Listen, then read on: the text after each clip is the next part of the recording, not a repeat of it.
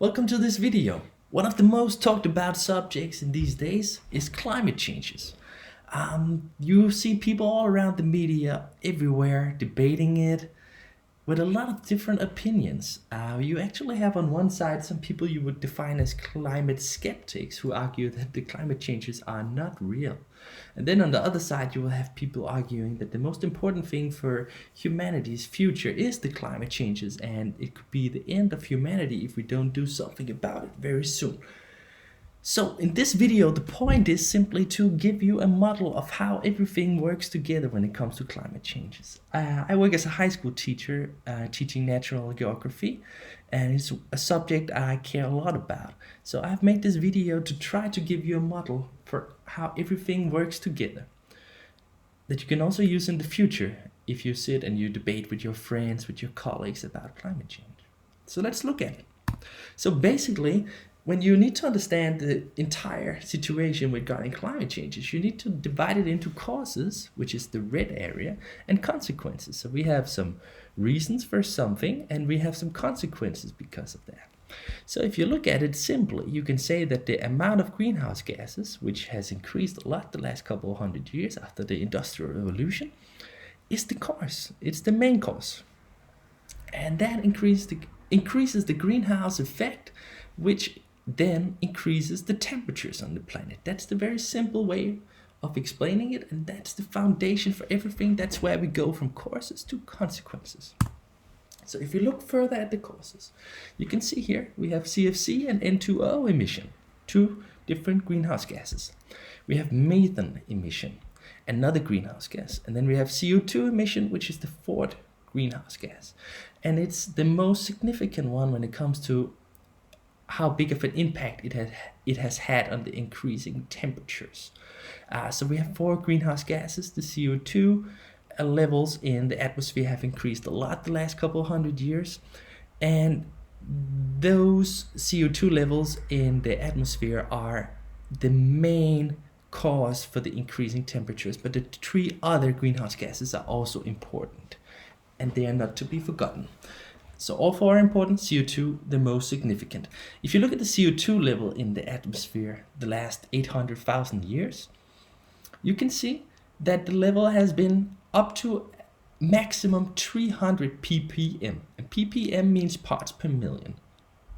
But in the last couple of hundred years after the Industrial Revolution started, we have actually come up to a level of over 400 ppm. So it is an unnatural high level of CO2 in the atmosphere, a level that we have not seen for the last 800,000 years. Okay, then there is another thing here, natural changes. These include aspects in nature that we can control. For example, the amount of forest covered areas in the world. So if we increase the amount of forest covered areas in the world, then that forest will take in more CO2 and give out the O2, and it will create a better situation when it comes to the CO2 levels in the atmosphere. So that can make a positive impact. But if you just plant the forest and you leave it to die, then the CO2, much of it would go back into the atmosphere. So you need to have a constantly increased amount of forest covered areas in the world for this really to do an impact in the long term. But it's an option, it's something that we should consider. And then over here on the right, we have natural changes. These include aspects in the nature we cannot control. Okay, and then first it's written here, Milankovitch aspects. Probably not something you have heard about before. Milankovitch was a scientist who was the first one to discover why we have had ice ages in the past. He discovered that there are three aspects that are the main reasons for why we have had ice ages in the past. First one is Earth's orbit around the sun, which changes in a cycle of many thousands of years, where the planet goes from having the most elliptical orbit around the sun to the least elliptical. We don't have to go into the details, but it's just important to understand that this is not something we can change, at least not with the technology we have at the moment. Okay, then we have the second one, which is the angle of the planet. The tilt of the planet, so to speak. And it goes from 22.1 degrees to 24.5 degrees as the maximum over a period of 46,000 years. And the third one is the wobble effect of the planet. So the planet's north pole is pointing to different directions, and it changes in a cycle of 26,000 years. We don't have to go down in details, but the point is all these three aspects are something we cannot do anything about, and they have created the ice ages in the past. So, some people might argue, okay, but if they have created the ice ages in the past, and they still do that today, why do we have to worry about the global warming? The thing is, the amount of greenhouse gases is so high that it will probably overrule the Milankovitch aspects and the effect of those. So an ice age is not considered to be happening anytime soon. So these three aspects, the Milankovitch aspects, are important, but because of the increasing amount of greenhouse gases and the fact that the greenhouse effect will increase the temperatures, it is estimated that we will not have any ice age anytime soon. Okay, then volcano eruptions. That's a little surprising to some people. Many people would think that volcano eruptions would definitely increase the temperatures on the planet, but that's not always the case. If you have a significantly powerful volcano eruption, then the material can stay in the atmosphere for a good while, and what you will see is then that will cover a certain amount of the planet, the atmosphere of the planet, which will function as some kind of a cloud that will keep the sun away from that area, and therefore make sure that the temperature actually on the entire planet would decrease for a certain amount of years. We talk about extremely big volcanic eruptions, but it is possible, and it's not something we can do something about at the moment. Okay, then you can take it one step further, and then you can look into, okay, what are the reasons for why the CO2 emission has increased a lot the last couple of hundred of years? Then I have made two different kind of ways of thinking about it. On the left side, you can argue that humans need production. We need general production of food and so on. We need electricity production. We need energy production. That's one way of looking at it, saying we need production, therefore the CO2 has increased. Another perspective you can take is the technological perspective. And if you look at that, you can say that there are four main technological developments within the last couple hundred years. The steam engine that started the Industrial Revolution, the train, the car, the plane. Of course, there are other things as well, but to make it simple, we can look at it like this. Okay, then you can take it one step further. So now we have taken away the blue part, the consequences. We will get back to them later. But now we only focus on the causes, and we have here a purely technological perspective. So we have the steam engine, the car, the train, the plane. Then you can ask yourself, why did those inventions happen? Then I have listed three different kind of motives. So personal, economic incentive, for example, the steam engine, James Watt's further development of it. Maybe he was motivated by a personal economic incentive. He wanted to become rich. Then there's another one, technological development that creates opportunities for humanity. Maybe a person who was part of inventing the car was really eager to create something that would change life for humanity. And then there is an interest and passion for working with science and technology.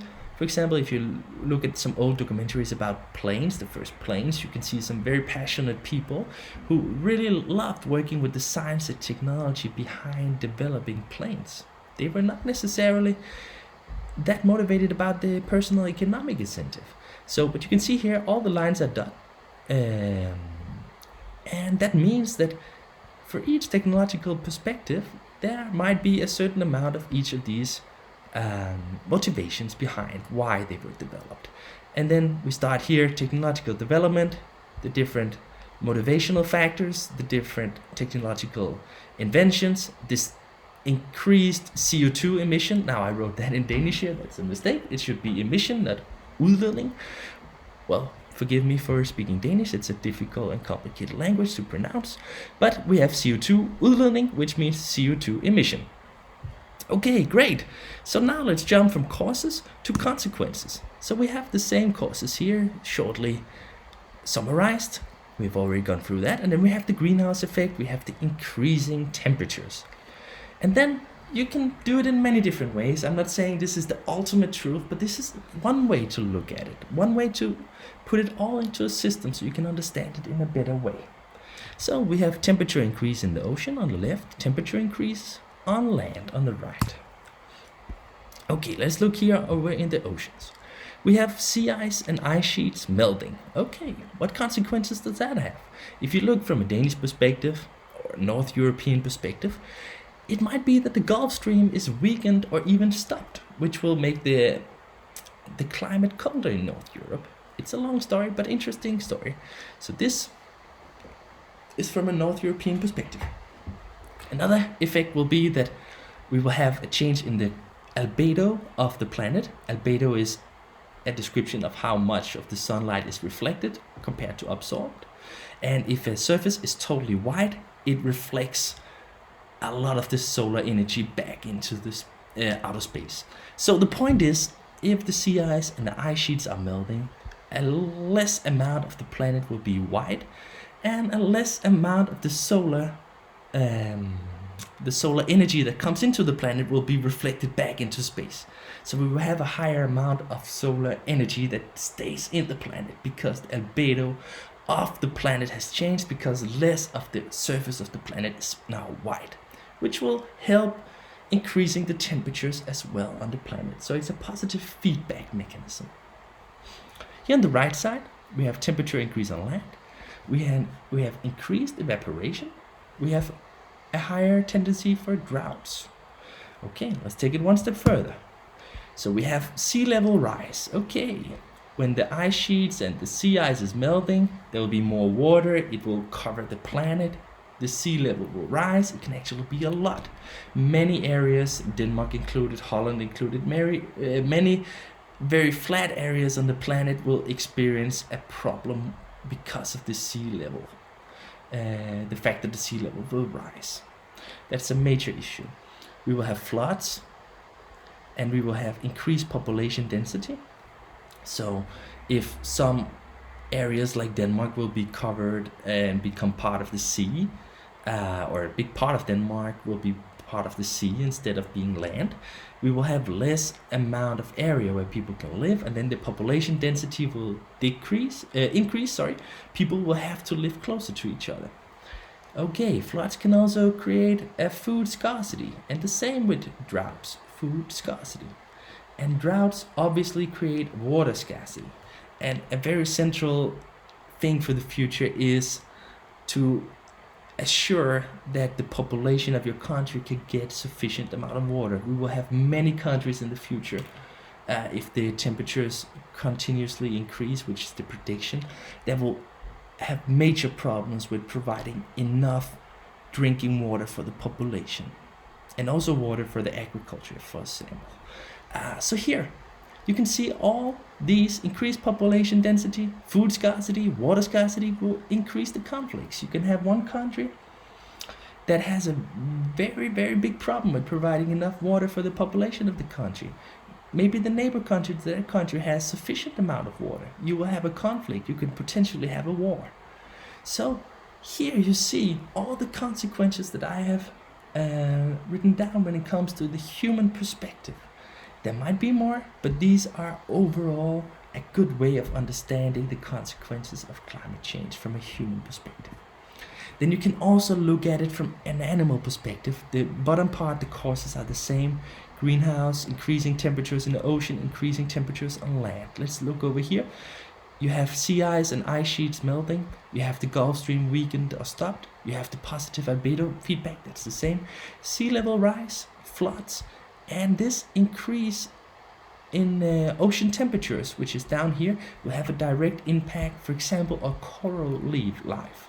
So the coral reefs do not like the fact that the temperature in the ocean is increasing. It creates major issues for the coral reefs.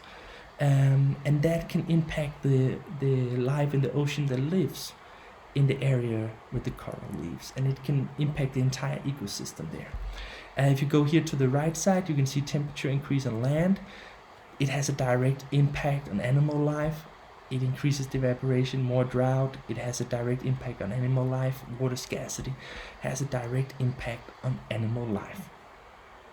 So now we have looked at this model that tries to describe climate change and how it all is related to each other.